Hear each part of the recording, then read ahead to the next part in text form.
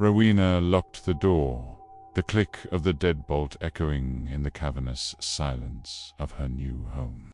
It was supposed to be a fresh start, a quiet retreat from the city's noise.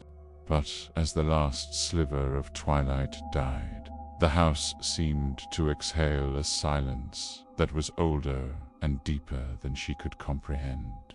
A floorboard creaked upstairs. "Just the house settling," she whispered, her voice a frail thread in the oppressive quiet. Later, curled on the sofa with a book she couldn't focus on, she heard it again, a soft, rhythmic tapping. It wasn't the wind or a branch. It was methodical. Tap, tap, tap. It seemed to come from inside the walls, a secret heartbeat within the house's old bones. She froze, straining to listen, her own heart hammering a frantic counter-rhythm against her ribs. She crept to the foot of the stairs, peering into the inky blackness of the second floor. The tapping stopped. In its place, a new sound drifted down a faint, melodic humming. It was a lullaby, but discordant and wrong, as if played on a broken music box. It was a child's tune, yet it held no innocence.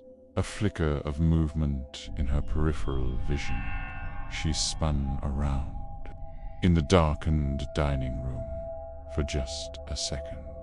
She thought she saw a man standing by the window, a tall, gaunt silhouette against the moonless night.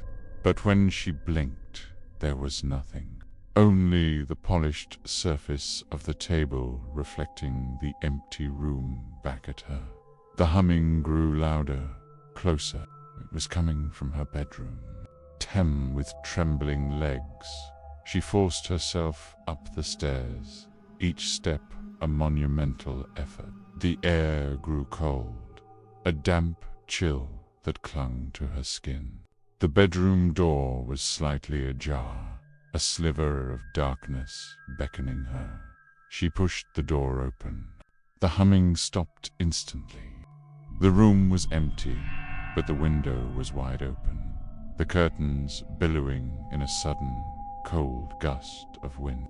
On her pillow, nestled in the indentation where her head should be, lay a single withered black rose. It hadn't been there before. A man's voice, low and guttural, whispered directly behind her.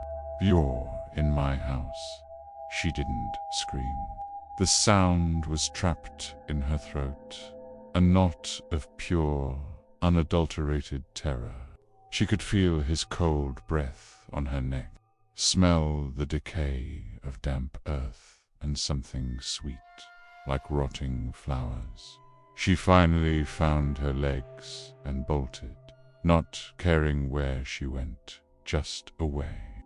She scrambled down the stairs, stumbling in the dark. The house seemed to fight her. A rug bunched under her feet. A door swung shut in her face. The humming started again, no longer a lullaby, but a triumphant, mocking tune that echoed from every corner. She reached the front door, her fingers fumbling with the deadbolt. It wouldn't turn. It was stuck or held. She rattled it desperately, sobbing now, as the slow, deliberate footsteps of the man began to descend the stairs behind her. Each step was a death knell. The footsteps stopped. A cold, skeletal hand rested on her shoulder. The guttural voice whispered again, a final, possessive statement. "You're home." The last thing she saw before the darkness took her was her own reflection in the door's glass panel. But the eyes staring back weren't hers anymore. They were cold, ancient, and filled with a terrible, malevolent joy.